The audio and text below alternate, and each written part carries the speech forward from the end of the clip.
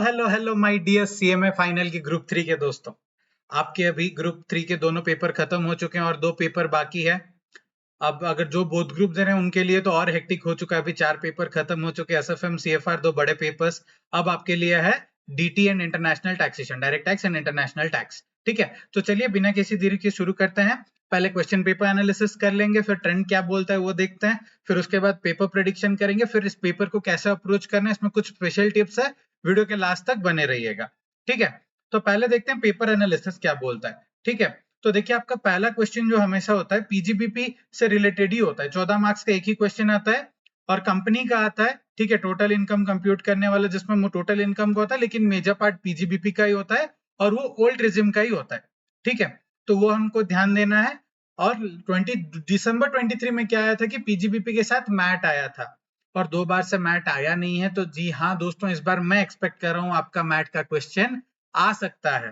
ठीक है, तो आपका सेकंड क्वेश्चन पीजीबीपी का क्या आने वाला है, लेकिन उसमें मैट के एडजस्टमेंट्स रहने वाले हैं। मेरा ये प्रेडिक्शन बोलता है। उसके बाद 3A जो आता है आपका हमेशा new versus old total income वाले क्वेश्चन ही आते हैं, जिसमें आपको आइदर वो आ जाएगा, नहीं तो टैक्स प्लानिंग मैनेजमेंट या फिर इवेजन वाले क्वेश्चन आ जाएंगे। जनरली टैक्स प्लानिंग इवेजन वाले क्वेश्चन एमसीक्यू में आते हैं, तो यहाँ पे न्यू वर्सेस ओल्ड रेजिम वाला ही आएगा। ठीक है, उसके बाद 3B भी वही चीज आती है कि पिछली बार क्या होता है, इंडिविजुअल को कंपनी दोनों आ गया था, लेकिन अदरवाइज क्या होता है डिसीजन मेकिंग वाला। जून 24 में ये जो क्वेश्चन पूछा था, ये बहुत ही ऑड क्वेश्चन था। डीटी से तो कोई रिलेशन नहीं था, ऐसा हम बोल सकते हैं एसएफएम का क्वेश्चन था। ठीक है, उससे पहले स्लम सेल वर्सेस डीमर्जर का एक सवाल पूछ लिया था। तो 3B जो ऐसा है ना, इसमें कोई फिक्स्ड पैटर्न नहीं कि कुछ भी पूछ सकता है। तो हाँ, हम एक्सपेक्ट कर सकते हैं जो कैपिटल गेन और रिलेटेड रिस्ट्रक्चरिंग वाले चैप्टर्स है ना, जैसे आपका बायबैक हो गया, डीमर्जर हो गया, ठीक है, या फिर कन्वर्जन वाले क्वेश्चंस हो गए, वो आपके 3B में आप एक्सपेक्ट कर सकते हैं। फिर यहाँ पे आता है कैरी फॉरवर्ड ऑफ लॉस वाला। हर अटेम्प्ट में यही क्वेश्चन पूछ रहे, carry forward of loss. Company के केस में क्या होगा, फर्म के केस में क्या होगा, अगर कन्वर्जन हुआ है तो क्या होगा। तो वो वाले क्वेश्चंस आपको देख के जाने हैं। ठीक है, क्योंकि उसी से क्वेश्चंस आते हैं। फिर एनआर टैक्सेशन से एक सादा सीधा क्वेश्चन आ जाता है। इस बार थोड़ा ध्यान दीजिएगा, एनआर टैक्सेशन में ये जो चेंजेस हुआ है ना 10% से 12.5% में, किसको 12.5% एप्लीकेबल है, किसको 10% एप्लीकेबल है, ये डेट थोड़ा सा ध्यान दीजिएगा एनआर टैक्सेशन के केस में। ठीक है, उसके बाद 5 वाला जो क्वेश्चन आता है आपका असेसमेंट प्रोसीजर का थियरी आता है कंप्लीटली। ठीक है, और साथ में एक जो क्वेश्चन आता है वो भी मतलब टाइम टू टाइम डिफर करता है। जैसे एक बार क्या हुआ, एडवांस टैक्स का क्वेश्चन आ गया, फिर एक बार आईसीडीएस का क्वेश्चन आ गया। लास्ट अटेम्प्ट से तो 2-2 मार्क के तो 3-4 क्वेश्चन ही आ गए थे पूरे उठा के। ठीक है, तो इस बार क्या आप एक्सपेक्ट कर सकते हो, देखिए इधर ऐसा मिला जुला क्वेश्चन आ सकता है। अदरवाइज जो ट्रस्ट वाले क्वेश्चन रहते हैं ना, चैरिटेबल ट्रस्ट हो गया, बिजनेस ट्रस्ट हो गया, वो क्वेश्चंस अभी तक बिल्कुल भी नहीं पूछा है। तो बहुत अच्छा चांसेस है कि वो कभी भी वो क्वेश्चंस आ सकता है। ठीक है ना, तो चाहे वो 5B में हो गया, 3B में हो गया, कहीं पे भी वो ट्रस्ट वाले क्वेश्चंस जो अभी तक कभी पूछे नहीं हो वो पूछे जा सकते हैं, ये ध्यान रखिएगा। ठीक है, उसके बाद ट्रांसफर प्राइसिंग नहीं तो DTAA का एक इंटरनेशनल टैक्सेशन से ये वाला क्वेश्चन जो 6A रहता है ना आपका, थियरी वाला रहता है। लास्ट टाइम क्या हुआ था, एडवांस प्राइसिंग एग्रीमेंट आया था, उससे पहले DTAA आया था, उससे पहले जो यूएन मॉडल, वो सब वाले मॉडल वाले क्वेश्चन आ गए थे। ठीक है, फिर 6B जो आपका रहता है DTAA का फ्लैट सीधा साधा एक क्वेश्चन रहता है। ठीक है, उसमें क्या होता है ना, आपको मतलब सेक्शन 1991 वाले जो आपको रिलीफ होता है, DT डबल है नहीं है वो देख के निकालना है। फिर 7A में जो आता है ट्रांसफर प्राइसिंग में ट्रांसफर प्राइस कैलकुलेट करने का क्वेश्चन आ जाता है।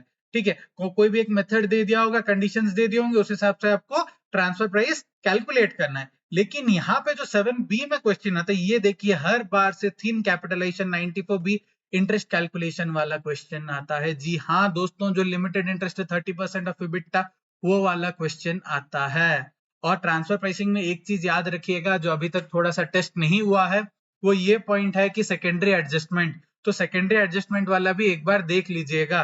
ठीक है, यहाँ नहीं तो आपके एमसीक्यू में काम आ जाएगा। ठीक है, फिर क्वेश्चन नंबर 8 है केस लॉ एनालिसिस। उससे कौन सा क्वेश्चन छोड़ना है, जो आप क्या रिकमेंड करेंगे। देखिए मैं बोलूंगा एक क्वेश्चन नंबर 8 तो आपको छोड़ के जाना है, क्योंकि इतना सारा केस लॉस आप याद रख नहीं सकते हैं। ठीक है, उसके बाद मैं क्या करता था, क्वेश्चन नंबर 5 छोड़ता था, क्योंकि असेसमेंट प्रोसीजर का थियरी जो है वो थोड़ा सा क्या बोलते हैं पता है, जो खटकता है याद रखने में, इतने सारी चीजें हैं। तो आप एक बार वो देख सकते हैं आपके एमसीक्यूज पर्पस के लिए। अगर मैं होता तो 5 नंबर छोड़ता। क्या sir question number 2 PGBP attend करना चाहिए, हमें आता है नहीं आता है, हम श्योर नहीं है। जी हाँ, आपको पीजीबीपी के क्वेश्चंस अटेंड करने हैं। पहला नहीं सही, लेकिन दूसरे या तीसरा क्वेश्चन आपका पीजीबीपी होना चाहिए, क्योंकि एडजस्टमेंट्स के मार्क होते हैं। आपको 10 से 12 एडजस्टमेंट दिया होगा, अगर आपके एडजस्टमेंट 7-8 भी ठीक हो गए ना तो आपको 7-8 नंबर मिल जाएंगे, ठीक है ना। तो पीजीबीपी करना है, और याद रखिएगा हर एक चीज का एक्सप्लेनेशन रहता है। पीजीबीपी में आपको क्या करना है, पर्टिकुलर्स अमाउंट, पर्टिकुलर्स के नीचे ही आपको नोट लिखना है कि इस रीजन की वजह से इंक्लूड किया। अगर इंक्लूड नहीं होगा ना तो भी वो आइटम लिखेंगे, अमाउंट कॉलम में डैश डालेंगे और रिमार्क में लिखेंगे कि because of this reason I am not including the item, ठीक है ना। पीजीबीपी के क्वेश्चन वैसे अटेंड करने हैं। और इस बार ध्यान रखिएगा, आपको जो क्या बोलते हैं इंडेक्सेशन वाले अगर कहीं पे क्वेश्चन आ गए तो वो ध्यान से करना है। आपके सिलेबस में है नहीं तो आने के चांसेस बहुत कम है, लेकिन अगर आ भी जाता है तो देखिएगा इस बार बायबैक में अमेंडमेंट है तो उससे क्वेश्चन आने के बहुत ही चांसेस बनता है, ठीक है। तो बिना किसी देरी के चलिए शुरू करते हैं हमारा एलडीआर वाले क्वेश्चंस, ठीक है। पीजीबीपी, मैट, एएमटी, डिडक्शंस, इसमें क्या आ सकता है, ये दोनों क्वेश्चन आप देख लीजिएगा, मैट और एएमटी के लिए है, ठीक है। उसके बाद पीजीबी के लास्ट दो एग्जाम के क्वेश्चंस देख लीजिए, अच्छे क्वेश्चन है। आप जिस भी फैकल्टी के क्लास किए हैं तो आपको उसके उनके पीजीबीपी के मास्टर क्वेश्चन मिल जाएंगे, वरना भंवर बोनाना सर के जिनसे मैंने क्लासेस किए थे उनके सुपर 25 क्वेश्चन में एक पीजीबीपी का मास्टर क्वेश्चन रहता था, जो उनके टेलीग्राम ग्रुप में भी अवेलेबल रहता है जनरली, वो एक बार देख लीजिएगा, ठीक है। फिर 3580 स्पेसिफाइड बिजनेस का एक बार देख के जरूर जाइएगा, कैसे क्या एडजस्टमेंट्स होते हैं। प्रिजम्पटिव टैक्सेशन के जो लिमिट्स है उसको एमसीक्यूज के लिए देख लीजिएगा, ठीक है।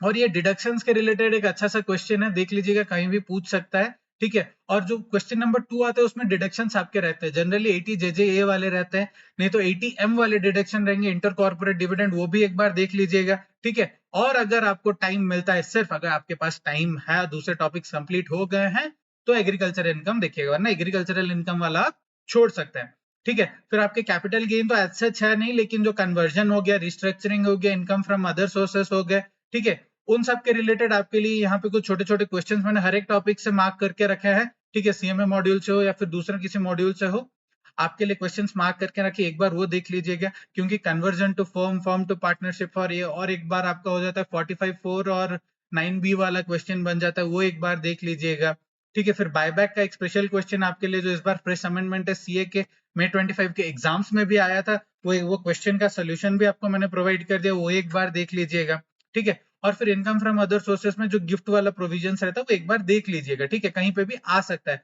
ऐसा हम बोल नहीं सकते फाइनल के स्टूडेंट की नहीं है हमारे सिलेबस में नहीं है, आ गया तो उसके ग्रेस मार्क्स मिलेंगे करके, ठीक है। उसके बाद ध्यान से सुनिए, ये वाला जो चीज है ना, इनकम फ्रॉम अदर एंटिटीज, आज तक एग्जाम में नहीं पूछा है। जी हाँ दोस्तों, आज तक एग्जाम में नहीं पूछा है। उसमें ट्रस्ट आ गया, इन्वेस्टमेंट ट्रस्ट आ गया, फिर सिक्योरिटाइजेशन ट्रस्ट हो गई, ये बहुत सारी चीजें जो आज तक नहीं पूछी है, कभी भी पूछ सकती है। और 3 अटेम्प्ट नए जो इस नए फॉर्मेट में चल रहा है ना, न्यू सिलेबस में, उसमें अभी तक नहीं पूछा है। तो मेरा एक अच्छा सा प्रेडिक्शन ये बोल रहा है, गट फीलिंग ये बोल रहा है कि शायद इस बार इसमें से एक क्वेश्चन आ सकता है। तो 500 क्वेश्चन देख के जाइएगा, छोटे छोटे क्वेश्चन है, एग्जाम में आए हुए क्वेश्चन है, सभी देख सकते हैं आप, क्वेश्चन पेपर के क्वेश्चन ही हैं, तो कहीं से भी उठ के आ सकते हैं। और जनरली एक ट्रेंड रहा है कि सीए के क्वेश्चन सीएमए में पूछे जाते हैं और सीएमए के क्वेश्चन सीएमए, तो एक बार जरूर देख के जाइएगा ये वाले क्वेश्चंस, ठीक है। फिर advance tax, interest, TDS, set of miscellaneous हो गए, कोई दूसरा टॉपिक हो गया, जो छोटे छोटे मिसलेनियस टॉपिक्स है जो कहीं पे कवर नहीं होते, उन सब से एक दो क्वेश्चन यहाँ पे डाल दिए हैं, ठीक है। टीडीएस में इस बार छोटे छोटे अमेंडमेंट्स है, तो एक बार वो देख के जाइएगा, ठीक है, वो आपके एमसीक्यू में टेस्ट किए जा सकते हैं, ठीक है। उसके बाद डीटीडबलए के ये 4 क्वेश्चन है, बेसिकली इसमें आपके मैंने वेराइटी कवर कर लिया, लॉस वाला हो गया, या फिर आपके जो क्या बोलता है डीटी डबल है तो कैसे, नहीं है तो कैसे, वो सब चीजें। और एक जो आता है आपका जो फॉरेन टैक्स क्रेडिट को इंडियन में कैसे कन्वर्ट करते हैं, सारे क्वेश्चन इसमें कवर्ड है, देख लीजिएगा, इससे बाहर आने के चांसेस नहीं है, ठीक है। फिर ट्रांसफर प्राइसिंग के क्वेश्चन आ गए, इसमें आपके मैंने दोनों टाइप के क्वेश्चन कवर किए हैं। एक हो गया आपका ये वाला क्या बोलते हैं ट्रांसफर प्राइस कैलकुलेट करने वाला, एक सेकेंडरी एडजस्टमेंट, प्राइमरी एडजस्टमेंट हो गया, तीसरा फिर इंटरेस्ट वाला हो गया, थिन कैपिटलाइजेशन, और चौथा एक छोटा सा जो एलपी वाला थियरी रहता है ना, वो भी मैंने ऐड कर दिया है, ठीक है। उसके बाद क्या, नॉन रेसिडेंट टैक्सेशन में 4 छोटे छोटे क्वेश्चन है, आप देख लीजिए, इससे ज्यादा तो घुमाती नहीं है इंस्टीट्यूट, तो इसमें से अच्छे अच्छे क्वेश्चन आपको दे दिए। तो जी हाँ दोस्तों, सिर्फ 35 क्वेश्चन होंगे, शायद 35 to 36 क्वेश्चन होंगे, इतना क्वेश्चंस कर लीजिए, आराम से आपके डीटी में 60 से ज्यादा मार्क्स आ सकते हैं। ध्यान रखिएगा, बायबैक में अमेंडमेंट है, ट्रस्ट से अभी तक क्वेश्चन नहीं आया, ये दोनों अच्छे से देख के जाइएगा। और जो बात होती है हमारी पीजीबीपी में, तो पीजीबीपी के क्वेश्चंस अटेंड करना है और उसमें रिमार्क्स लिखने, अगर आपने अटेंड किए, रिमार्क्स किए, गिर दिए हैं, तो पूरा आंसर सही ना हो तो भी आपको आपके एडजस्टमेंट्स के नंबर मिल जाएंगे। ठीक है। और रही बात असेसमेंट प्रोसीजर की, सर कैसे करना है, मैंने अपने जो छोटे छोटे हैंडराइटिंग में एक छोटा सा मेरा हैंड रिटन नोट्स है, उसका एक बार मैं स्कैन कॉपी आपको डाल देता हूं ग्रुप में, अगर समझ आए तो आप प्रेफर कर लीजिएगा। 3 से 4 पेज में आपका पूरा असेसमेंट प्रोसीजर मैंने समेटने का कोशिश किया था। ठीक है। बहुत छोटे छोटे क्रिस्प पॉइंट्स है, उसमें से आपको कुछ छोटा सा थियरी लिखना होगा, आप लिख सकते हैं, आपके एमसीक्यूज के लिए काम आ जाएगा, तो वो पीडीएफ एक बार देख लीजिएगा। ठीक है। और ये रहा आपके लिए सिंप्लीफाइंग विद शर्मा जी की ओर से, आपके लाइफ को सिंप्लीफाई और सिंप्लीफाई करने के लिए मैं सीएमए वेदांत शर्मा यहां से आपसे आज्ञा लेता हूं। अगले वीडियो में मिलेंगे आपके ग्रुप 3 के कॉस्टिंग के लिए। ठीक है, चलिए, ऑल द वेरी बेस्ट।